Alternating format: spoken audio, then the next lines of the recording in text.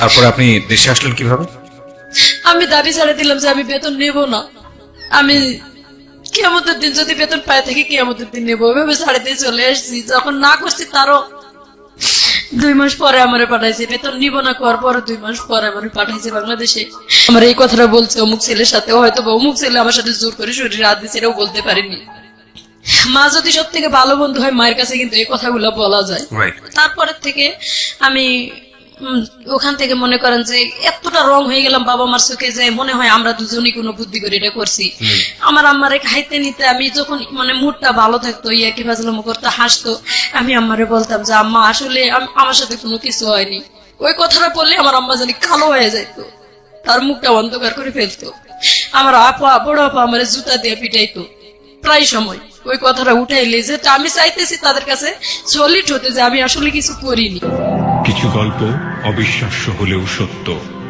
দুপুরে বাসায় দেখতাম খাবার কিছু নাই, ফ্রিজের ভিতরে বরফ থাকতো, বরফ আমি কামড়ায় খাইতাম। কিছু জীবন কাহিনী কষ্টের চেয়েও বেশি কিছু। তুমি যখন বড় হবা, বাবাকে সামনে পেলে তুমি কি বলবা? আমাদের সে উনি চলে গেল কেন? কিছু প্রশ্নের কোনো উত্তর নেই। সবকিছু ছেড়ে তোমার জন্য চলে আসছি, জাত কুল ধর্ম। কিছু গল্প সব ভালোবাসার গল্পকেই হার মানায়। আমার মাঝে মাঝে মনে হয় আমি সুইসাইড করে ফেলে, আমি হেরে যাচ্ছি। কিছু গল্প সমাজের বিবেককে নাড়া দেবার। জীবনের গল্পে কান পাতুন। মোর্শেদা, বয়স কত? ডিস্ট্রিক্ট দিনাজপুর। বয়স? বয়স 33-34 হবে, সঠিক আচ্ছা, আমিও বলতে ঠিক পারি আছে, না। সমস্যা নাই। কোথায় থাকছেন আপনি এখন? বর্তমানে আমি যাযাবর, আমার কোনো জায়গা নাই ভাই। আমি সবার আগে আপনাকে একটা সালাম দিতে চাই। আসসালামু আলাইকুম ওয়ালাইকুম ভাইয়া। আসসালাম ওয়া রাহমাতুল্লাহ। আপনি- আপনার লিসেনারদের জন্য আসসালামু আলাইকুম। যাযাবর বলতে মানে আপনি আমাকে একটু বলেন, কালকে আপনি কোথায় ছিলেন? এর আগে সৌদিতে ছিলাম। কালকে কোথায় ছিলেন? গতকাল ছিলাম আমার মতোই, যে ভিক্টিমে খালা ছিল ওখানে, ওনার বাড়ি আছে এখানে আপনার এই কেরানীগঞ্জে। আচ্ছা, তো ওনার সাথে তার মানে আপনি এই অনুষ্ঠান শেষে কোথায় গিয়ে থাকবেন সেটার কোনো নিশ্চয়তা নাই? না। আচ্ছা, ঠিক আছে। এবং রাত্রে যাওয়ার মতো ওখানে কোনো মানে রাত্রে ওনার কাছে যাওয়া যাবে না। আপনার অনেক তো একটা মেয়ে সাথে করে নিয়ে এসেছেন, আমি দেখলাম যে জি, মেয়ের বয়স কত? মেয়েটাকে দেখান, মেয়ে নিয়ে আমি বেশি অসহায় আছি। মেয়ের বয়স কত? মেয়ের বয়স 14 বছর, এই 3-4 মাস চলতেছে। ও 2004 সালের 1 তারিখ হয়েছে, জানুয়ারির। চলেন আমরা পুরো গল্পটা একটু শুনি আপনার মুখ থেকে, তারপরে বুঝতে পারবো যে আসলে ঘটনাগুলো কি ঘটেছে। ছোটবেলা থেকে যেখান থেকে বলতে ইচ্ছে করে আপনার। জি ভাই, আমি ছোটবেলা থেকে জাস্ট আমার বুদ্ধি যেখান থেকে হয়েছে, আমি যতটুকু স্মরণ আছে আমার, আমি মোটামুটি ভালো ফ্যামিলির মেয়ে। আমার আব্বা যুদ্ধের আগে নাকি ইন্টার পাস করছেন, কিন্তু আচ্ছা। লেখাপড়া থাকলে কি হবে, ওনার জ্ঞান সঠিক ছিল না বা আজও নেই। আর আমার বিয়ের পর নাকি বাচ্চা হইতো না, তার সন্তান ছিল না বলে গ্রামের মানুষ ধরেন যারা দোকানপাট করতো বা ব্যবসা বাণিজ্যের কাজে যাইতো, তার ওয়াইফরা আসে আমার আম্মারে বলতো যে তুই এখন বাইরে বের হোস না, তোরে দেখলে হয়তো সাত নষ্ট হবে, এরকম একটা গ্রামের ভাষায় বলতো। আমার আম্মা অনেক কান্দাকাটি করতো। এরপরে আমার বড় আপা হয়, আমার আম্মার বিয়ের 9 বছর নাকি 11 বছর পরে আমার বড় আপা হয়েছিল। তারপরে আমি আমার আব্বা হয়তো এত বছর পরে সন্তান হলো, যে একটা আগ্রহ বা একটা এই সন্তান মানুষ করার মতো তার আল্লাহ পাক অনেক ধন সম্পত্তি ছিল। আমার দাদার দেওয়া সম্পত্তি তার 16-17 বিঘা সম্পত্তি ছিল। আমার বাবার। তার মানে ঘরে বসে মোটামুটি খেতে? ঘরে বসে খেতেন বলতে ঘরে থাকতেনই না উনি, ঠিক মতো ঘরেই থাকতেন না, বাইরে বাইরে ঘোরাফেরা করতেন এবং কোথায় কোথায় ঋণ দানা করে এসে জমি বিক্রি করে সেই ঋণগুলা পরিশোধ করতেন। ওহো, মানে এটার জন্য হয়তো আমার আম্মার মেজাজ সব সময় খিটখিটে থাকতো। আর আমরা যখন ছোট ছিলাম দেখছি আমার আম্মা সব সময় প্রায় আমার আব্বা মারধর করলেই নানার বাড়িতে চলে যাইতো, কিন্তু আমার নানা সব সময় বুঝায় পাঠাইতো যে মা এক সময় আল্লাহ তো সুখ দিব, এই কথা বলে বলে আমার পাঠাইতো। আর আমি প্রায় নানার বাড়িতেই বেশি মানুষ ছোটবেলা থেকে। আমার নানা প্রায় সময় আর কি, আমার পর আমার ছোট একটা ভাই হয়, ওই ভাইটা হওয়ার 2 বছর পরে আমার যখন 4 বছর বয়স, আমার স্মরণ আছে একটু একটু যে আমার ছোট যেটা সেটা আরেকটা যখন হলো আমার 4 বছর বয়সে, তখন 2 বছর পর আর কি আমরা ভাই বোন সবাই হয়েছি। তো আমার ছোট যেটা সেটা মারা গেল, অনেক অসুস্থ, তখন আমার আব্বা হাজতে। বাট আমি মিথ্যা কথা বলতে চাই না, আমি এখানে উন্মুক্ত ভাবে বলতে আসছি আমার আব্বা চুরি ডাকাতির সাথেও জড়িত ছিল।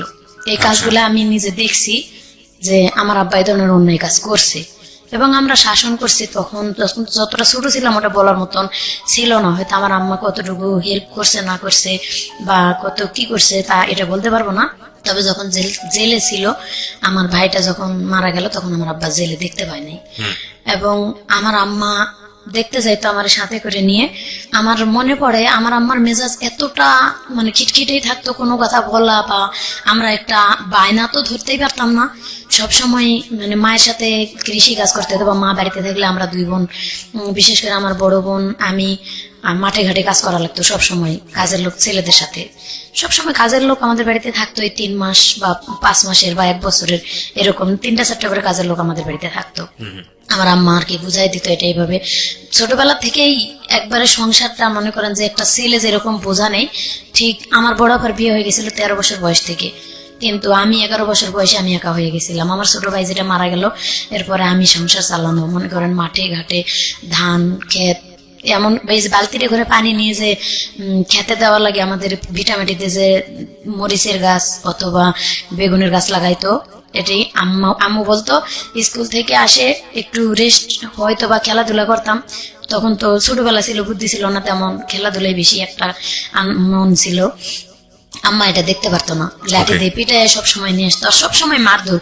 মানে ওই সময়টা একটা মেজাজ থাকে অন্যরকম, ওই সময়ের মেজাজটা যেরকম করবো সেরকমই কিন্তু আমরা মানুষগুলো হতে পারতাম। হয়তোবা আব্বা হেল্প করতে পারে নাই, আমার ব্রেনও সেরকম ছিল না যতটা আমরা চালাইতে পারি।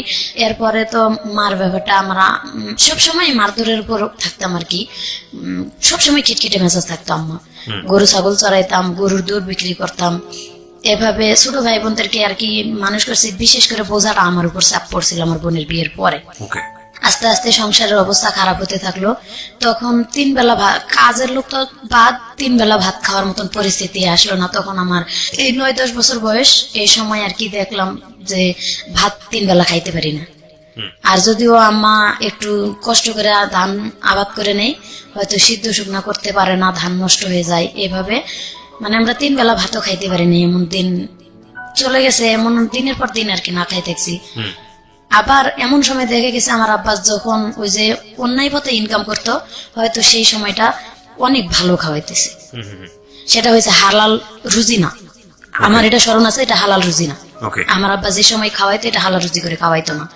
যেমন এলাকাতে মেলা হইতো, আমার আব্বা মেলাই কোন এক ওষুধ, গুঁড়া জাতীয় ওষুধ নিয়ে আর কি, এটা মনে করেন তরকারির মধ্যে মিশাই মানুষের খাওয়ায় টাকা পয়সা নিয়ে আসতো। এটা আমি দেখছি নিজের চোখে, কিন্তু তখন এরকম জ্ঞান হয়েছিল না যে বাবাকে বাধা দিই, মানে এটা খারাপ কাজ, এটা বুঝতে খারাপ কাজ, এটা বুঝার মতন জ্ঞান তখন ছিল না। তবে যখন জ্ঞান হয়েছে আমার বুঝার মতন, আমার আব্বারে অনেক 10-12 জন লোক আর কি খুঁজতে আসছে। তো ওনারা এসে জিজ্ঞাসা করলো আমাদের বাড়িতে, আমার আম্মার সামনেই জিজ্ঞাসা করছে যে মহসিন কোথায় গেছে।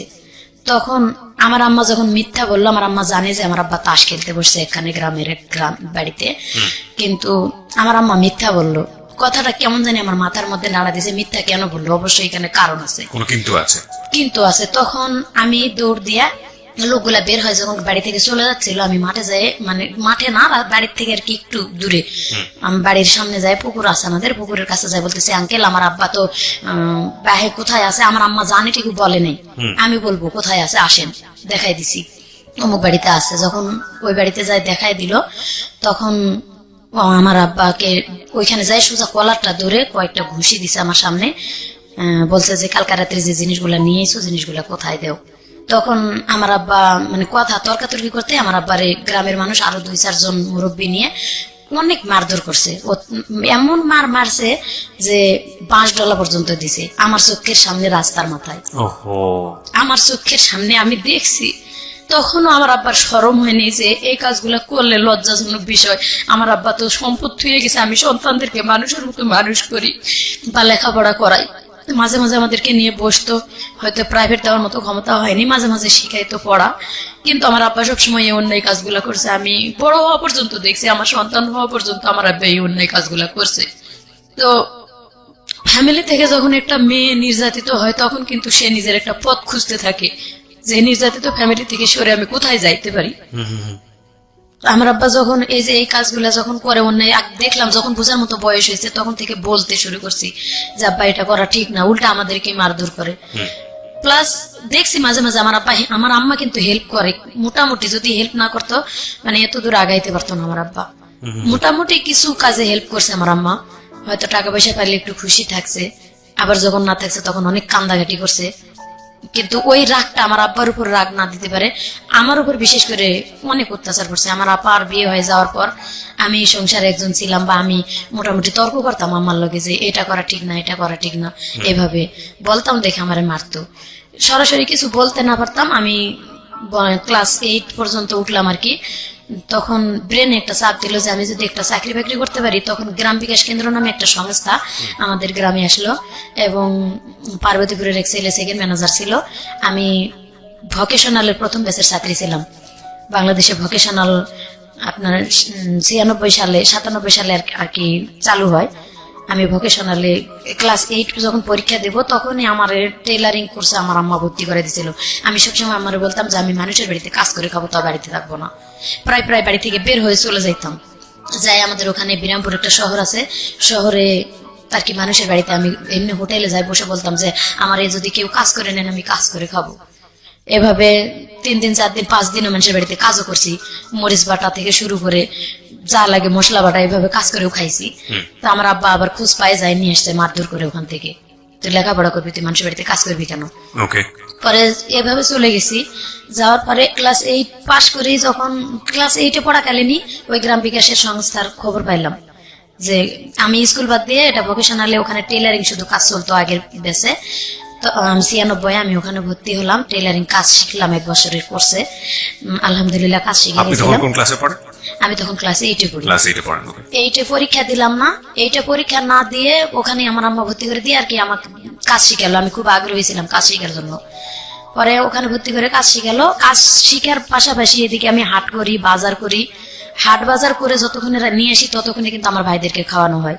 আমি গাছে উঠে আম পাড়ি এবং মুরগির ডিম বিক্রি করে, গরুর দুধ বিক্রি করে ভাই বোনদের জন্য বাজার করে নিয়ে আসতাম সেই সময়টা তো।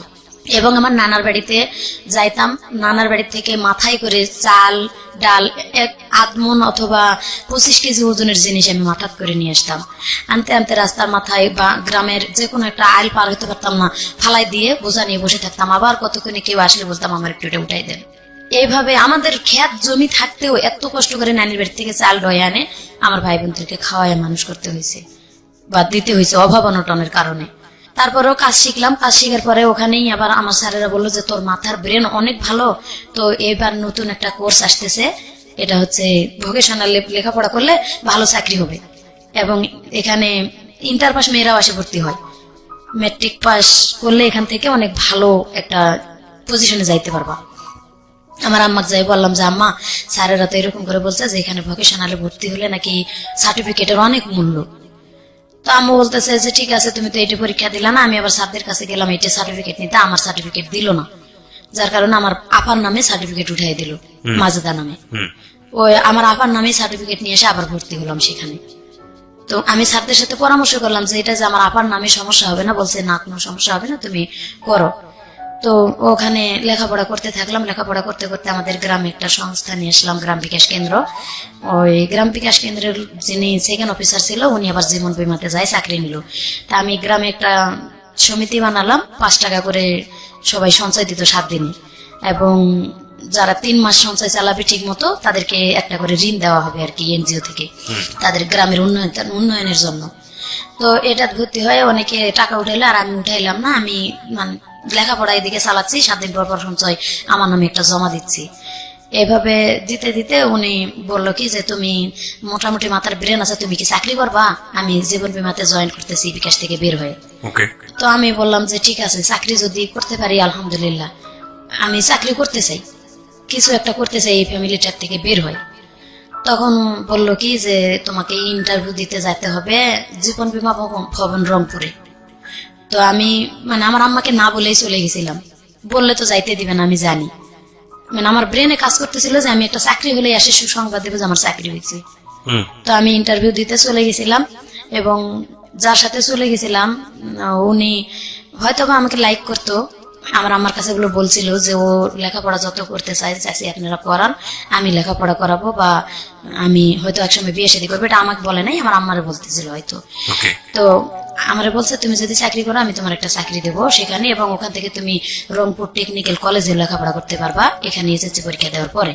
তো আমি গেলাম ইন্টারভিউ দিতে ওনার খালাতো বোনের বাসায়। আমার রাখে ইন্টারভিউ দেওয়ালো, পরীক্ষা দেওয়ালো। পরীক্ষা দিয়ে আমি ওখান থেকে মানে পাস হয়েছি, রেজাল্ট ভালো দিছে যে এখান থেকে তুমি চাকরি করতে পারবা, তোমার মাঠকর্মী হিসেবে তোমার চাকরি দেওয়া হবে। স্যালারি হয়তো প্রথম অবস্থায় 3,000 আসবে, তুমি যদি ভালো কাস্টমার জোগাড় করতে পারো মানে বেনিফিট বাড়তে থাকবে তোমার। প্রিয়, আমরা ফিরে যাচ্ছি আমাদের অতিথির গল্পে। জি, এভাবে ওখান থেকে চলে আসলাম। 3 দিন পরে বাড়িতে আসলাম। আমি বাড়িতে আমার আম্মা ঢুকতে দিবে না। কেন ঢুকতে দেবে না? মানে আমি কেন গেলাম না বলে কেন গেলাম, হয়তো খারাপ কিছু করতে চলে গেছি। আচ্ছা আচ্ছা। এমন তখন কি মার, আপনি ক্লাস 8 আমি ক্লাস 8 এর শেষের দিকে আর কি শেষের এটা। দিকে? আচ্ছা। এমন মারছে আমার, অনেক মারছে আমার মা ওই সময়টাতে। এমন মারছে যে আমি উঠতে পারতেছি না বিছানা থেকে। এরকম আমার আব্বা এবং আম্মা দুজনে মিলেই মারছে যে তুই গেলি কেন, আমার আর স্কুল বন্ধ, লেখাপড়া বন্ধ, কিচ্ছু করতেই দিবে না। আমি এত অনুরোধ করে বলতেছি যে না মা, আমি চাকরি করব, আমি কিছু একটা করতে চাই, নিজের জন্য নিজের পায়ে দাঁড়াতে চাই। তখন কিন্তু সুযোগও ছিল অল্প লেখাপড়াতে, কিন্তু তারা করতে দেয়নি। ওখান থেকে আমি যখন 15 দিন বসে থাকলাম, স্কুল থেকে আমাদের স্কুলের দপ্তরিকে পাঠানো হলো যে কেন স্কুলে আসতেছে না ভালো ছাত্রী। আর ওখানে মাত্র 33 জন ছাত্রছাত্রী ছিলাম, 20 জন মেয়ে এবং 13 জন ছেলে, এটা বাছাই করা। ওখানে পরীক্ষা দিয়ে নিতে হয়েছে। পরে স্যারেরা যখন লোক পাঠালো তখন বললো যে হ্যাঁ লেখাপড়া করতে পারবে, এখানে শর্ত আছে, ও কোথাও যাইতে পারবে না, কিচ্ছু না। তখন স্যারেরা আমার বললো যে না, ও তো ভালো মেয়ে, অনেক ছোট্ট মেয়ে, আমার মতো ছোট কেউ ছিল না ওখানে। অনেক ইন্টার পাসের মেয়েরা ছিল এবং বিবাহিত মহিলারা ভর্তি হয়েছিল ওখানে, ম্যাট্রিক পাস করার পর আবার কিছু 8 পাস করার পর ভর্তি হয়েছিল। পরে সবাই স্যারেরা বললো না, ও অনেক ভালো মেয়ে, ও হয়তো বুঝতে পারে নাই এটা কেন গেছে, কিসের জন্য গেছে চাকরি নিতে, এটা আমরা শুনবো। পরে আবার রানিং হলো ক্লাস, আমি ক্লাস করা শুরু করে দিলাম। এখানে ক্লাস করতে করতে করতে করতে আবার মানে আমার ফ্যামিলি থেকে সবসময় চাপ আসতেছে, ফ্যামিলি থেকেই লেখাপড়া করা এবং বালতিতে করে বা কলসিতে করে পানি নিয়ে মরিচের খেতে দেওয়া, এভাবে লেখাপড়া করে কুলে উঠতে পারি না। আবার আমার আব্বা অনেক মারধর করে, আমার আম্মারে অনেক মারধর করে সবসময়। হয়তো ওই জমি বিক্রি করে টাকা নষ্ট করে, এগুলা নিয়ে আমার আব্বার সাথে আমার আম্মার সবসময়টা লেগেই আছে। ফ্যামিলিতে সবসময় যদি প্রত্যেকটা দিন খেট খেট খেট খেট অশান্তি, আমার আম্মারে সবসময় আব্বা মারতেছে বা আমার আব্বা তাস খেলতে যাইতেছে, আমার আব্বা মানে কথাই শুনতেছে না, ফ্যামিলিতে কোনো কাজ কাম করতেছে না, এভাবে আম্মার সাথে লেগেই আছে। মন মেজাজ সবসময় ভালো থাকতো না ভাইয়া। তখন বলতাম যে যদি আল্লাহ নিজে একটা কোনো কিছু করতে পারতাম, তাও তো মানে এখান থেকে একটু সরে যাইতে পারতেছি না। নিজের বাপ যেহেতু কিছু বলতে যে কেন এরকম করতেছো, বা আম্মার সাথেও বলতে পারি না। আমার আম্মা অসুস্থ হয়ে থেকে দেখতে পারি সারা রাত আম্মার সেবা করতে করতে কাটে যায়। সকালবেলা উঠে রান্না করে রেখে স্কুলে যাই, আর গরু ছাগল বাঁধে রেখে স্কুলে যাই। স্কুল থেকে আসে আবার সেই গরু ছাগল মাঠ থেকে এনে পানি খাওয়ায়। আবার আম্মা দেখা গেছে অসুস্থ হয়ে আছে, আবার এই আকন্দের পাতা, এই পাতাটি নিয়ে এসে বালু নিয়ে এসে গরম করে আবার আম্মার সেক দিতে হয়, মলম দিয়ে ডলা দিতে হয়, আবার মারের কারণে আবার মানে প্রায় নিত্যদিন এটি। গরু ছাগল নিয়ে এসে সেই গরু ছাগল বাঁধতে হয়, উঠাইতে হয়। আর তখন তো ছেলে মানুষের মন, একটু খেলাধুলার দিকে যাইতাম, খেলাধুলা করলে হয়তো গরু ছাগল কারো খেতে গেছে, ধরে খোয়াড়ে দিছে। আমার আব্বা যদি শুনছে যে খোয়াড়ে দিল, আমি ঘুমায় গেছি হয়তো বা ঘুমার ভান করে রয়েছি, খোয়াড়ে যদি গরু ছাগল দেয়, এই সময় কিন্তু নিজের মনটাই খারাপ থাকে যে গরুটা আমি চড়াইতে নিয়ে গেলাম বা ছাগলটা চড়াইতে নিয়ে গেলাম, খোয়াড়ে দিল, ঘুম আসে না। আমার আব্বা যতক্ষণ বাসায় না আসে আমি কিন্তু চুপ করে চোখ বুঝে শুয়ে থাকি। আমার আব্বা ঘুমের তালে আসে বাতা দিয়ে ইচ্ছা মতো গাড়ি শুরু করে দেয় যে গরু ছাগল ছাড়াইতে কই গেছিলা, কেন নিয়ে গেল খোয়াড়ে। আব্বার পাও ধরে, আব্বা আর মায়েরও না, এভাবে মার দিও না, আমরাই তো সবসময় দেখি সংসার, তুমি আর কতটা গুরুত্ব দেও। খুবই দুঃখজনক। এভাবে আরো বেশি মারধর করে। আমাদের ঘর ছিল না থাকার, একটা ঘর, বাবা মা থাকে বুঝে নিত। তখনও তো সেরকম বয়স হয়েছিল না, একটু বুঝার মতন বয়স হয়েছিল আর কি, ক্লাস 8 এর শেষের দিকে, তো 8, 9 এরকম টাইমটা একটু বুঝার মতো সব বয়স হয়েছিল আর কি। থাকার মতন জায়গা ছিল না, আমার আব্বা ঘর করতেও না। ছোটবেলা থেকেই এক ঘরেই থাকতাম। আবার আমার দাদি ছিল, দাদি কোনোদিন আমাদেরকে নিত না এক ঘরে, বলতো যে প্রসাব করবো। যার কারণে আমার দাদি যখন মারা যায় আমরা তখন ছোটই ছিলাম, ওই পরের থেকে দাদি মারা যাওয়ার পরে ওই একটা ঘরই আমাদের ঘর যেটা ছিল এটা অরিজিনাল ঘরটা পড়ে গেল। এমনও দিন আছে ভাত খেয়ে ঘরটা ঝাড় দিয়ে হয়তো ভাতের আটাটা একটু দেয়ালের দিকে ঠেলে দিয়ে থুয়ে দিত আম্মা, ওইখানে বিছনা করে ঘুমায় থাকতাম। মাথায় তেল তুল দিলে পিঁপড়া আসে, কান মাথা মানে পুরা মাথা একবারে পিঁপড়া যেমন ঘর বাঁধে এরকম ঘর বাঁধার মতো ঘুমে তেল উঠে সিলাসিলি করতাম, কান মাথা ডলাডলি করতাম। আব্বা উঠে একবারও দেখতো না, হয়তো আম্মা উঠতো মাঝে মাঝে, আর মাঝে মাঝে বলতো যে ঝাড়া দেও মাথাটা ঝাড়া দেও, কিন্তু একবারে ঘর বাঁধার মতো পিঁপড়া, বড় বড় দাঁতলা লাল পিঁপড়া গুলা কানের মধ্যে কামড় দিয়ে। এরপর পরে এত কষ্ট করে থাকতে থাকতে আল্লাহর কি হুকুমের পরে 95 বন্যাতে আমার ঘরটার সব ভেঙে গেছিল। তখন আমি স্কুল থেকে আসে বালি প্লেটে করে পুকুর থেকে পানি উঠে হতাম বা কাদা উঠাতাম ডুব দিয়ে দিয়ে, উঠে এই কাদাটি 5 দিন 7 দিন শুকায় আবার ওই কাদা মাথায় করে টোয়ে নিয়ে এসে আমার কইছি, আম্মা তুমি বাদ দাও, আমি মাটি উঠে দিয়ে এইভাবে ঘর করবো, আমরা ঘর না হলে থাকতে পারবো না। তাল পাতার বেড়া করে থাকে, পরে ওই ঘর দিয়ে আমরা নিজেরাই ঘর তৈরি করলাম, আম্মা আর আমি। জি। বিশেষ করে আম্মা আর আমি পরিশ্রম করে ঘর দুটা তৈরি করলাম, মাটির ঘর। এবং গ্রামীণ ব্যাংকের থেকে কিস্তি উঠায় আম্মা ঘরে টিন দিল, দিয়ে মোটামুটি আর কি একটু সচ্ছলের দিকে তখনকার থেকে হালকা নিজেরা আম্মা আমি এই কিস্তি উঠায়া গরু ছাগল পালে, এভাবে ক্ষেত খামার নিজেরা একটু করে চালাইতে পারতেছি টুকটাক করে। ঠিক এরকম অবস্থায় আমার স্মরণ আছে যে আমি যখন ক্লাস 9-এর প্রথম দিকে, তখন মানে গ্রামের টিভি ছিল সাদা কালো টিভি, আমার এক মামার বাড়িতে, গ্রামে হয়তো আর এক ভাইয়ের বাড়িতে। তো রাত্রে সবাই যাইতো, আমরা মাঝে মাঝে লেখাপড়া শেষ করে আবার টিভিও দেখতে যাইতাম। তো একদিন রাত্রে আমি টিভি দেখতে গেছি আমার মামার বাড়িতে, আমার অনেক খারাপ লাগতেছে, আম্মারে বলতেছি, আম্মা আমার জানি শরীরটা অনেক খারাপ লাগতেছে, তো তোমরা নাটক শেষ করে আসো। তখন ছোট ছোট ডেউ নাটক হইতো, বলছে যে তোমরা পরে আসো একটু, আমি আগে যাই। তো নাটক শেষ হয় নাই, আমি চলে আসছি। আমি আসলে আম্মা পিছে পিছে, আমার আম্মা ওরা চলে আসছে। আর আমি যে চলে আসছি, আমার মামাতো ভাই কোন ফাঁক দিয়ে চলে আসছে ঘরে আমি জানি না। আমি সোজা আমাদের বাড়িতে ঢুকে আগে আমার মানে কারেন্টের সুইচ অফ না করে ঘরের দরজাটা শুধু খুলে দিছি, তালাটা খুলে বাইরের দরজা খুলে রেখে আসছে। আম্মা তো পিছে আসবেই 10 মিনিট পরে। আমি বাইরের দরজা খুলে রেখে চলে আসে, তালাটা খুলে আমি কলপাড়ে গেছি যে প্রস্রাব করে হাত মুখ ধুয়ে আসি, ধুয়ে ঘুমাবো। আমি কলপাড়ে গেছি, কলপাড় থেকে ঘরে আসে ঢুকা মাত্র আমার মামাতো ভাই আমার জড়ায় ধরছে। যখন ও আমারে জড়ায় ধরছে, আমি চিনতে পারি নাই কি, আমি চিৎকার যে জোরে দেবো এরকম পারি না, তার কারণে এটা গ্রাম মান সম্মান যাবে। আমি বলতেছি যে কে তুই, সর আমার কাছ থেকে সরে যা। ওর সাথে শক্তি দিতে পারতেছি না, তবে মানে এত জোরাজোরি করতেছে, খামসাখামি করতেছে। আমি ওরা ধাক্কা দিয়ে চৌকির উপরে, আমাদের ঘরে চৌকি ছিল, চৌকিতে ফালাই দিতেছি, ও আবার উল্টা আমারে ধাক্কা ফালাই দিতেছে। এভাবে কুস্তা কুস্তে অনেকক্ষণ আমি প্লিজ হাত পাও ধরতেছি, অনুরোধ করতেছি, ভাই তুই কে, তুই সর। পরে ওর কণ্ঠটা বুঝতে পারছি আমি যে ও আমার মামাতো ভাই। তো আমি ওরা বলতেছি, তুই আমার এখানে কেন আসছিস ভাই, তুই সর ভাই। যখন শুনে না তখন অনেক খারাপ ভাষা, গ্রামের খারাপ ভাষা তো জানেনি কি কি খারাপ ভাষা করে বলতে হয়, একবার এইভাবে বলতেছি, এরপরও শুনে না। তার মধ্যে আল্লাহর হুকুম আমার আব্বা আম্মা চলে আসছে। আমি ঘাইমা ভাই, একবারে জ্বর জ্বর করে আমার শরীর দিয়ে ঘাম পড়তেছে। আমার আব্বা আম্মা আসে বাড়িতে ঢুকছে, ঢোকার পরে ওর সাথে সাথে চৌকির নিচে ঢুকে গেছে। ও যখন চৌকির নিচে ঢুকে গেছে, আমার আম্মা আসে সোজা ঘরে ঢুকছে, আমার আব্বা আসে বাহিরে খিল লাগাই দিয়ে টেবিল পড়ে গেছে। তো আমার আব্বা যখন টেবিল পড়ে গেছে, তখন ওই আমার আম্মা ঘরের দরজার পাশে দাঁড়িয়ে আছে, আর আমি কাঁপতেছি। আমার যে আম্মা ডাকতেছে ঘরে, বাতি দিস নিকা, বাতি দিস নিকা। আমি ভাই আমার কণ্ঠ বের হইতেছে না যে আমি কথা বলবো, এরকম মানে এতটা আতঙ্ক হয়ে গেছি। এবং ভয় তো এক আছে, আবার ওর সাথে অনেকক্ষণ ধরে যুদ্ধ করতেছি, প্রায় 15-20 মিনিটের বেশি। আমার আম্মা সুইচ যখনই সুইচটা দিছে, আর ওই দরজা একবারে মানে দরজা সোজা চৌকি নিচ দিয়ে এই মাথাতে ঢুকে এই মাথাতে বার হয়ে দৌড় দিছে। ও যখন বাহিরে দৌড় দিছে, আমার আব্বা প্রসাব করা বাদ দিয়ে মনে হয় কে কে করে দৌড়াতে দৌড়াতে ও চলেই গেছে। সোজা আসে আমার কয়েকটা ইচ্ছা মতো চড় গালে মুখে দিয়ে ওই অবস্থায় আমার আব্বা আম্মা দুইজনে আমার মারে সেন্সলেস বানায় ফেলাইছে। আমি সেন্সলেস অবস্থায়, সেন্সলেস থেকে উঠার পরে আমার বারবার জিজ্ঞাসা করে যে ওই কেন আসছিল আর কি হয়েছে। তারা মনে করে যে আমার সাথে দুর্ঘটনা, আজও তারা বিশ্বাস করে না যে কিছু হয় নাই। আমি এত আল্লাহর কসম, আমার মায়ের কসম দিয়ে বলি যে আমার সাথে কোনো কিছু হয়নি মা, আমি কোনো কিছু করতে দেইনি। আর যদি হইতো এটা জোরপূর্বক কিছু হইতো, আমার আম্মা বিশ্বাস করে না, তুই মিথ্যা কথা বলে হয়তো ওর সাথে পরামর্শ করে তোরা আইছিস, সেটা এইভাবে যে আমরা ওখানে আছি, তোরা পরামর্শ করে এখানে আইছিস।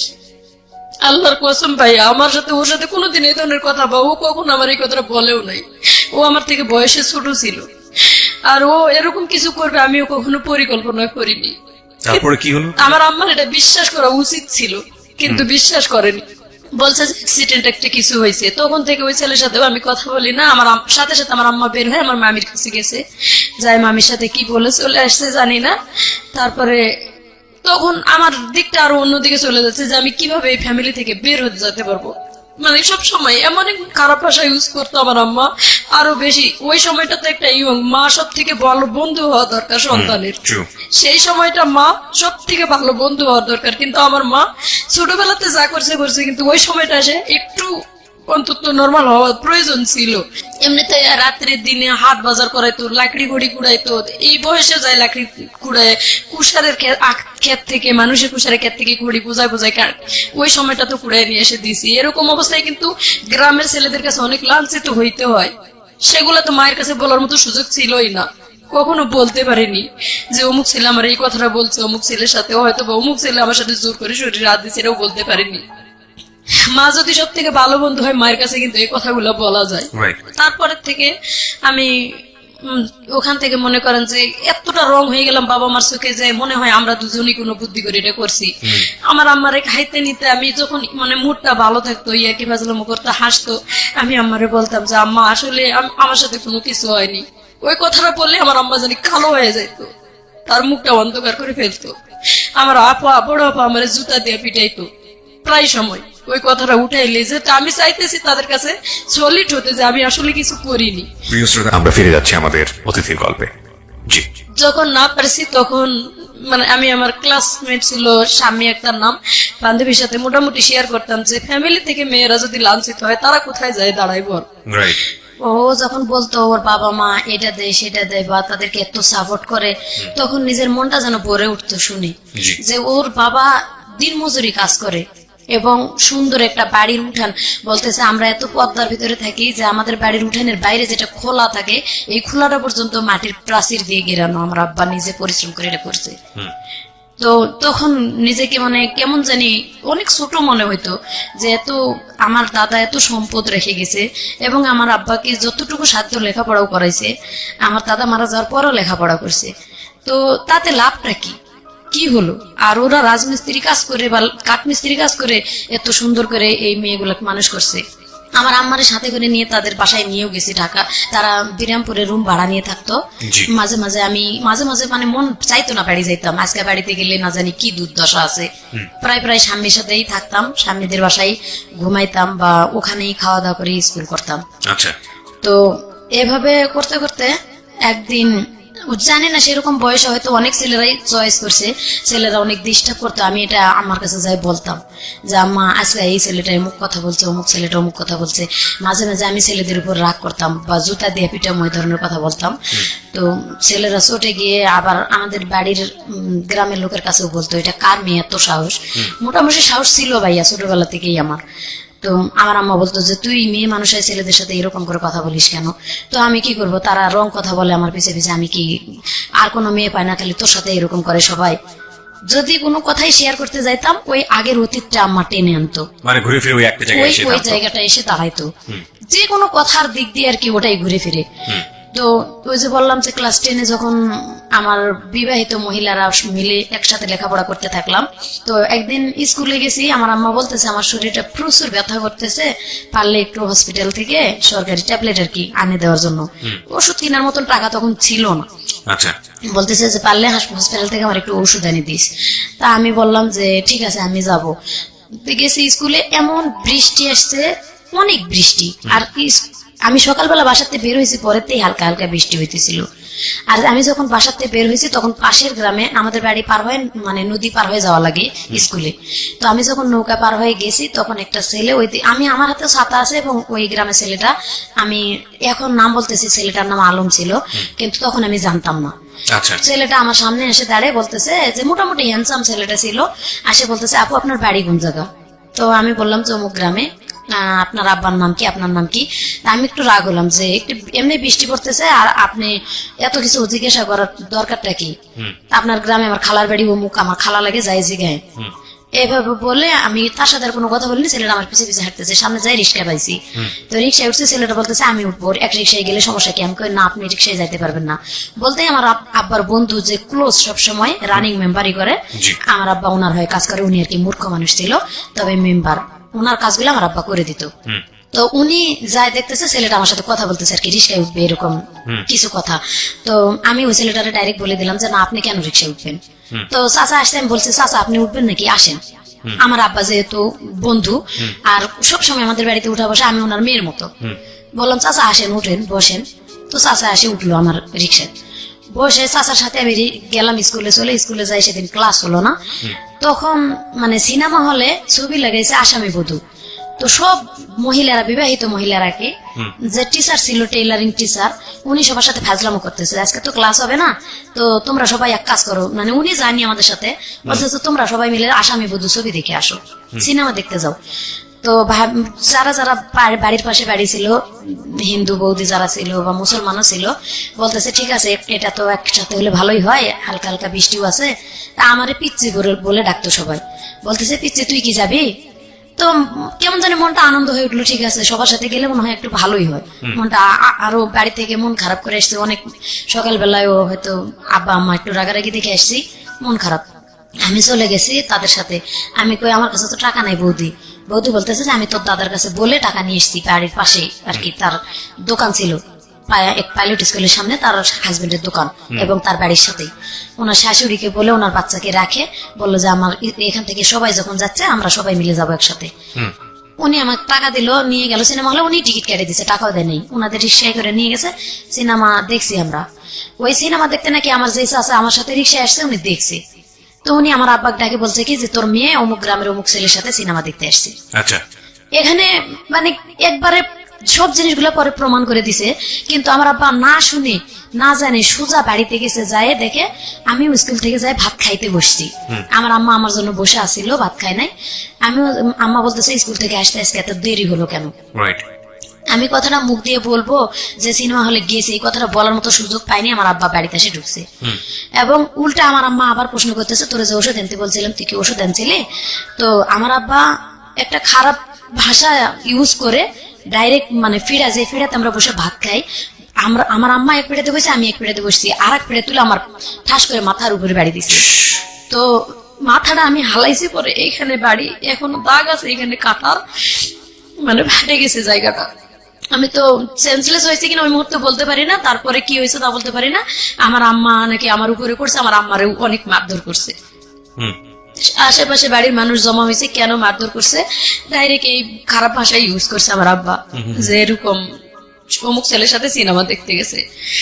এভাবে যদি বাবাই বলে তাহলে কি একটা মেয়ের বিয়ে দিতে গেলে কিন্তু অনেক কষ্ট হয়ে যায়। আমার বড়াম্মারা বলতেছে যে আমরা তো বাড়ির পাশে থাকি, আমরা তো দেখি না একটা, আমি আমার আম্মার এত সংসারে হেল্প করার পরে যদি বড়াম্মারা বলে যে মা আমাদের একটু রুটি বানায় দিয়ে যা, অথবা রান্না করে দিয়ে যা, তরকারি কারি দিয়ে যা, ঘর লেপে দিয়ে যা, আমি কিন্তু তাও করি। এর জন্য সবাই আমারে ভালোবাসে যে ও বাড়ির কাম করে করে আমাদেরও কাজ করে দেয়। তাদের মেয়েরা আর কি এতটা কাজ করে না, তাদেরকে বলে দেখ ও নিজের বাড়ির কাজ করে লক্ষ্মী মেয়ের মতো, আমরা বললেও কোনোদিন না করে না। তো তারা আসে এই কথাগুলো বলে যে ওর তো কোনো সময় আমরা এরকম দেখি না, ও শৃঙ্খল। তো ও এই ধরনের কাজ করছে, সেটা তুমি বাপ তুমি গোপনে এসে বলতে পারতা আস্তে আস্তে যেটা করা ঠিক না, তুমি এভাবে মারধর করলা কেন? এরপরে আমি লজ্জায় গলায় ফাঁস নিতে গেছি, ভোরবেলার দিকে জ্ঞান ফিরছে আর কি। আমি জ্ঞান ফিরে দেখি আমি শুয়ে আছি একা, আমি ওড়না পেছে আর কি গলায় ফাঁস নিতে গেছি। যে এভাবে ছোটবেলাতে তো অত্যাচারে মানুষ হইতেছি, আবার এখন উপযুক্ত হয়েছি, যদি ফ্যামিলিতে অত্যাচারিত হয় এভাবে কোন ভালো ঘরে বিয়ে হবে? আমাদের তো ভালো ঘরে বিয়ে হওয়ার কোনো সম্ভাবনাই নাই। যার কারণে আমি গলায় ফাঁস নিয়ে মরতে গেছি। আমার আব্বাই দেখছে, আবার কেমনে ঘুমেতেছে এতন পাইছে। আমি আর এক ঘরে থাকি, ঘরে মাঝখান দিয়ে দরজা, তো ওই দরজার মানে দরজা লাগানো ছিল না, দুইটা ঘর করছিলাম আম্মা আমি মিলে, কিন্তু দরজা ছিল না, টাকা পয়সা অভাবে বানাইতে পারিনি। তো ওই পাশের ঘরে আমি ছিলাম। আমার আব্বা দেখে আবার দৌড় দিয়ে ঘরে যায়, উন্নাটা ঘষে আবারও মারছে আমার। তখন অনেক মারলো, মারার পর আবার স্কুল লেখাপড়া বন্ধ।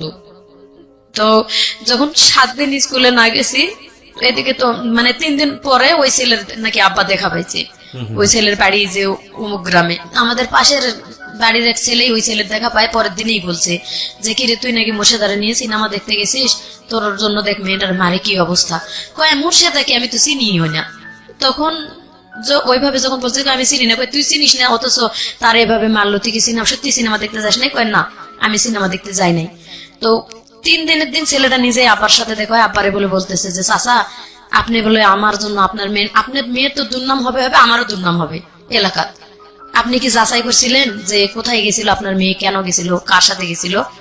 আমার আব্বা বলে কথা বলে না, বলতেছে যে কোনো ঘটনা না, আপনার মেয়ে নদী পার হয় আমার আমি জিজ্ঞাসা করছি আপনার নাম কি, আবু নাম কি, বাবার নাম কি? তো আপনার মেয়ে আমার নামই বলেনি, আমি জানবো কেমন আপনার মেয়ের নাম মুর্শিদা। তখন আব্বা বাড়িতে এসে ভাত খাইতে বসে কাঁদতেছে আর কি, লজ্জায় নিজের মাথাটা উঁচু করে দেখাইতে পারতেছি না মেয়ের সামনে আমি এইভাবে মেয়েরে মারলাম। রাইট। এটা নিজের থেকে আর কি অনুতপ্ত হইলো আমার আব্বা। কিন্তু আমি লজ্জায় আমার আব্বার সামনে আসিও নেই। কয়েকদিন মনে হয় না খাইছিলাম, আমি বলতে পারি না কয়েকদিন না খাইছিলাম। না খাই থাকলেও কিন্তু মার কাছে হেল্প করছি, মার সাথে মানে মন ভার অবস্থায় চলতেছি, হেল্প করতেছি। আমার মামা ডাক্তার ছিল, পিছনে ব্যান্ডেজ একটু করে দিছিল, মানে রক্ত বেরিয়েছিল। এইভাবে যে ছেলে আমার সাথে ওই যে করলো না প্রথম, ওই ছেলের বাবাই ডাক্তার, মামা আমার। এভাবে আর কি 7 দিন যখন গেল তখন আবার স্যারেরা খোঁজ নিল যে এই মেয়েটা স্কুল অ্যাবসেন্ট করে না, তা আবার কেন অ্যাবসেন্ট করলো। তখন বাড়িতে আবার দপ্তরে আসলো, আম্মা বললো যে ওর লেখাপড়ার দরকার নেই, আমরা বিয়ে শাদী দিয়ে দিব, এভাবে হবে না। মানে আমার আব্বার উপর রাগ করে এটা বলতেছে যে কারো কাছে শোনা নাই কিছু নাই, নিজের মেয়ের দুর্নাম বার করে বসে থাকে, এভাবে আর করবো না, থাক। তখন আমি মানে স্কুলে যাবো না, একটা ডিসিশন নিয়েছি স্কুল আর করবোই না। এভাবে 2 দিন 4 দিন পর স্কুল বন্ধ করে দেয়, ইচ্ছা মতো কয়ে যাও, ওটা হবো না, এভাবে লেখাপড়া আমি করবো না। তো স্কুল থেকে স্যারেরা বললো যে তুমি মেট্রিক পরীক্ষাটা পর্যন্ত অন্তত পড়ো, তোমার ভালো হবে। তো আব্বারেও বুঝাইলো অনেক, আমারও বুঝাইলো। আমি আমার আব্বার সাথে তখন রাগ করে প্রায় অনেকদিন কথা বলিনি। স্কুলে যাওয়া শুরু করলাম, আবার স্কুলে যাইতেছি, ক্লাস 9 পরীক্ষা দিলাম, মানে এসএসসি পরীক্ষার মতোই গার্ড দিয়ে আমাদের পরীক্ষা হলো 9। আবার 10 উঠলাম। 9 আমার 12টা সাবজেক্ট নিয়ে লেটার নিয়ে পাশ করলাম মোটামুটি, মানে ভালো পজিশনে। স্যারেরা বললো যে ও অনেক কিছু করতে পারবে, যেহেতু এখনো বয়স অনেক কম আছে। আপনি আমার আব্বার এটাকে মিটিং করলো যে আপনি ওরে একটু হেল্প করেন, দেখবেন মেয়েটা অনেক উপরে উঠতে পারবে, অনেক কিছু করতে পারবে। কথা বলে তখন আমি 7200 টাকা ওখান থেকে একটা ইয়ে পেলাম আর কি, টাকা স্কুল থেকে ওটা দিত 260 টাকা করে মনে হয় বেতন হিসেবে, সেটা একবারে দিল। দিয়ে আমার আব্বা ডাকেই দিছে, দিয়ে হাতে দিয়ে বলছে যে এটা দিয়ে মাত্র 2500 টাকা লাগবে একটা সেলাই মেশিন কিনে দিতে, আপনি 2500 টাকা দিয়ে একটা সেলাই মেশিন মেয়েটারে কিনে দেন। তো আমার আব্বা সেলাই মেশিন কিনে দিল না, কিনে দেয়নি, কান্দাকাটি করছি অনেক, তারপরও দেয়নি। এরপরে থেকে বিয়ের প্রস্তাব খোঁজা শুরু করলো। মেন রহস্য হয়েছে বিয়ে দেওয়ার, আমার নানার বাড়ির সম্পদ পাবে আমার আব্বা। আচ্ছা, আমার যদি বিয়ে দিতে পারে তাহলে মামারা দিবে আর কি সম্পদটা, যেহেতু একটা মেয়ে উপযুক্ত হয়েছে, আমার আব্বা পরিশ্রম করে না। এই উসিলাই আর কি আমার বিয়ে ঠিক করা শুরু করলো। আজকে এখানে কালকে এখানে গরুর মতো দেখা শুরু করলো। আজকে এক জায়গার লোক আসে দেখে যায় 2000-2500 খরচ করে, আবার 3 দিন পরে আরেকখানের লোক আসে দেখে যায়, এভাবে খরচ করে স্কুল করতে দেয়। মানে আপনাকে দেখতে আসতো লোকজনে দেখতে আসতো 2 দিন 4 দিন পর। আমার কাছে খুব খারাপ লাগতো ভাইয়া এটা, যে আমি লেখাপড়া করবো, আমি রানিং একটা ছাত্রী, আমি আর কিছুদিন পরে মেট্রিক পরীক্ষা দেবো না। আমার আব্বা এমন ভাবে উঠে পড়ে লাগলো বিয়ে দিবেই, কেন এভাবে উঠে পড়ে লাগলো আমি নিজেও বুঝতে পারতেছি না। আমি বারবার আম্মার কাছে বলতেছি যে মা আমি বিয়ে করবো না, অন্তত মেট্রিকটা আমার পাস করাও তোমরা। আমার আম্মা বলতেছে আমার করার কিচ্ছু নাই, আমি কিচ্ছু বলতে পারবো না, তোর বাবার সাথে আমি কথা বলতে গেলেই মানে মার খাওয়া লাগে। তো যাই হোক আমার বিয়ে ঠিক করলো, এক জায়গায় বিয়ে ঠিক হলো, সম্পূর্ণ লেনদেন সবকিছু ঠিক। বিয়ের 3 তারিখ ঠিক, সোমবারের দিন বিয়ে হবে। 1 সপ্তাহ আগে থেকে আত্মীয় স্বজন দাওয়াত দেওয়া শেষ। একেবারে মানে বুধবারে, সোমবারে বিয়ে হবে, বুধবারের দিন আসে কি যেন ঘটনা নিয়ে বিয়ে ভাঙ্গি, মানে কোন আত্মীয় স্বজনে বলে দিছে যে ওই ছেলের বাপের কাছে যে আমার আব্বার চরিত্র ভালো না, মেন সমস্যা হয়েছে ওই জায়গায়। আবার আমার যে ওই যে মানে আগে সেই ঘটনাটা, এটাও বলে দিছে যে মেয়ে চলিত নেই, মেয়ে ওর মামাতো ভাইয়ের সাথে মানে এরকম কিছু হয়ে গেছে, তার বাপ মাই প্রমাণ বের করছে, অন্য কেউ না। এভাবে আর কি ওই বিয়েটা ও ছেলের বাবা দিবে না। তো ওই ছেলেটা আর কি আমার সবসময় চিন্তা, আমি যে টেলার্স এর কাজ করতাম সেইভাবে ওই তার টেলার্স এর সুতার দোকান ছিল আর কি, সুতা ঘর, কেসি ঘর, মেশিন ঘর। তো ওখান থেকে সবসময় সুতা কিনতাম। এই অনুতাপে ছেলেটার সাথে চেনা পরিচিত ছিল। আমারে যখন দেখতে আসছে ঘটকের মাধ্যমে আসে, সুধা মানে টেবিল বসাইছে, টেবিলের মাঝখানে ওর বড় ভাই এবং আপন দুলা ভাই এবং ছেলেটা। যখন আমার মাথার ঘুমটাটা খুলে তখন ছেলেটা শুধু বলে উঠছে যে মুর্শিদা তুমি তো আমি তো তোমাকে ভালো করেই চিনি। এখানে আমার ফুপা আবার একটা পেজ বাজালো যে অবশ্যই ছেলের সাথে কোনো ঘটনা আছে মেয়েটার, নাহলে ছেলেটা এইভাবে বলবে কেন। তো ওই ছেলেটা ডাইরেক্ট মুখের উপর বলে দিল আমার সাথে ঘটনা থাক বা না থাক আমি ওরেই বিয়ে করব। আমি ওরে চিনি আচ্ছা। আগে থেকে, মেয়েটার আচার চরিত্র ছেলেটার নাম কি ব্যবহার ছিল? ভালো। ছেলের বাড়ি আমাদের বাড়ির কাছে। নাম কি ছিল নাম ছেলেটার? ছিল মুস্তফা। মুস্তফা। আচ্ছা, ছেলে- মুস্তফা বললো আপনাকে বিয়ে করবে। হ্যাঁ, ছেলে বললো যে আমি ওকেই বিয়ে করব। এবং বিয়ে ওই যে ওখানে ঠিক হয়ে গেল সব, সোমবারের দিন বিয়ে হবে। ছেলের বাপ রাজি না। মাঝখানে ছেলে বলতেছে যে ছেলের নাকি 13 বিঘা সম্পত্তি ছেলে নিজে কিনছিল এবং দাদাই দিছিল কতখানি, এটি দিয়ে নিজস্ব ছিল। যখন বিয়ে ভাঙে যাওয়ার মানে ধরছে, তখন ছেলে বলছে আমার আব্বারে আসে যে আমার আব্বা বিয়ে দিক বা না দিক, এটা আমি শুনছি আর কি, কথা আমি জানি না। মানে বাজারে আসে ছেলে বলতেছে আমার আব্বা বিয়ে দিক না দিক, আমার 13 বিঘা সম্পত্তি আছে, দরকার হলে 2 বিঘা সম্পত্তি বিক্রি করে আমি টাউনে বাড়ি করব, আপনার মিক নিয়ে খাবো, আপনি বিয়ে দিতে সমস্যা কোথায়? আচ্ছা, এটা মুস্তফা বললো। মুস্তফা বলতেছে। আর আমার আব্বা বলতেছে যে তোমার আব্বা যেখানে রাজি না সেখানে আমি আমার মেয়ে বিয়ে দিব না।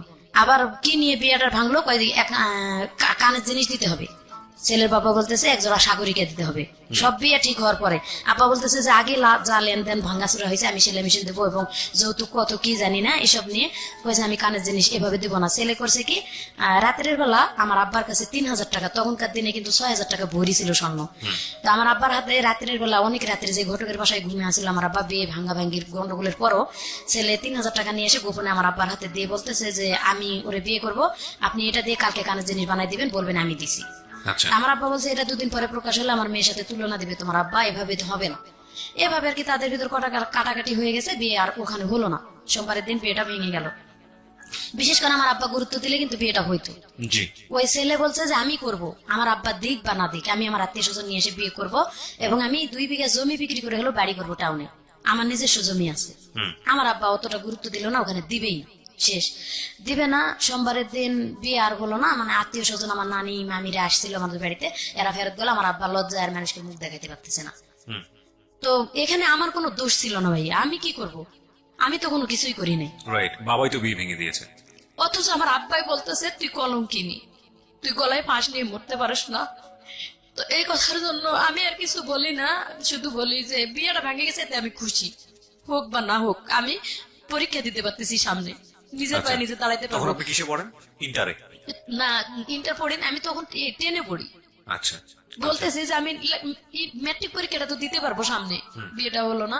মানে আমার বাবা যেভাবে আমার মায়ের অত্যাচার করছে, একটা শিক্ষিত লোক হয়ে আমি মানে হাজবেন্ড হলে যে এরকম অত্যাচারই করে এটাই আমার মাথায় সবসময় খেলতো। আমি কখনোই পরিকল্পনা করিনি যে বিয়ে হলে আসলে সুখী হতে পারবো। তো সেটাই হয়েছে আমার জীবনে। যাক, বললাম যে পরীক্ষা দিব। আমার আব্বা হঠাৎ করে ওই সোমবার দিনে কি করলো, একটা ছেলে নিয়ে আসলো। আমার বলতেছে কি মাথায় অন্যরা দিয়ে অমুক বাড়ি থেকে যে একটা লেবু নিয়ে আসো। আমি লেবু নিতে চলে গেছি ওই বাড়িতে, লেবু গাছের নিচে ছেলেটা বসা, একটা ছেলে বসা। একটা ছেলে বসা।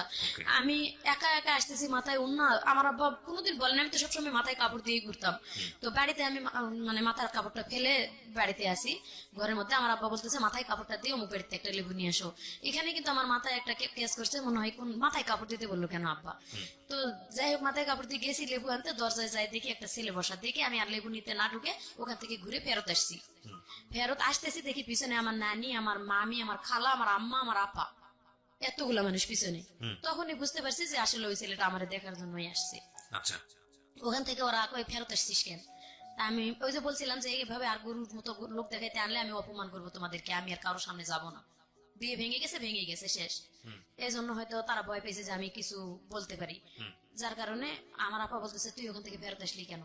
আমি বলছি যে তোমরা কি কারণে আমার এখানে নিয়ে আসছো এটা আমি বুঝতে পারছি, এই বিয়েটাও তো ভাঙে যাইতে পারে, তোমরা আমাদের পরীক্ষাটা আগে শেষ হোক, পরীক্ষাটা শেষ করতে দাও আমার, তারপরে বিয়ের ব্যাপারটা ভাবো, এখনই অন্তত সাবজেক্টটা বাদ দাও, আমার মাথাটা একটু টেনশন রিল্যাক্স রাখো যাতে আমি পরীক্ষা দিতে পারি। এভাবে বললাম। আমার নানি বলতেছে মুরব্বী মানুষ, আমি একটা কথা কই আপু চল, বিয়ে দেখলে যে বিয়ে হয় তা না, তুই আমার সাথে চল, আমি তোরে ঘুরে নিয়ে আসি ওই বাড়ি থেকে। আমরা ফিরে যাচ্ছি আমাদের অতিথির গল্পে। জি। আমি গেলাম, মানে যাইতেছি না, দেখো ছেলেটা অনেক চালাক ছিল, ও সাইকেল নিয়ে বের হয়ে চলে গেল ওই বাড়ি থেকে, আমার সামনে দেই, আমি পিছনে ঘুরে আসি আর কি, ও চলে গেল। দেখলাম যে রাস্তার দিকে চলে গেছে, তখন আমি যাই ওই বাড়িতে ঢুকলাম, ঢুকে বললাম যে ফুপু তোমরা একটা বিয়ে ঠিক করলা, করার পরে দেখলা যে সেটা এইভাবে ভেঙে গেল, আমার পরীক্ষাটা দিতে দাও, আমি একটা যদি জব কোনো জায়গায় পাই বা নিজে একটা কিছু নিজের পায়ে করে দাঁড়াইতে পারি, তখন বিয়ে সাথে ব্যাপারটা দেখা যাবে। কয় ঠিক আছে, তুই যেটা করবি সেটাই হবো। উল্টে ওই ছেলে আবার ঘুরে এসে বাড়ি ঢুকলো। হুম। ঢুকে আমারে ওই এক নজর দেখলো, দেখে চলে গেল। যাই নাকি ওর দুলা ভাইয়ের কাছে বলছে যে আমি যে মেয়েরে দেখে আসলাম, যদি তুমি আজকের মধ্যে আমার বিয়ে না দাও তাহলে আমি রেল লাইনের মধ্যে মাথা ঢুকাই দেবো। ওকে। তো ওর দুলা ভাই সেই দিনই ওই কথা মতোই আমাকে দেখতে আসলো আর কি। দেখতে আসে বলতেছে যে তোমার কি কোনো জায়গায় পছন্দ আছে, আমাদের গ্রামেরই লোক ওটা, সম্পর্কে নাকি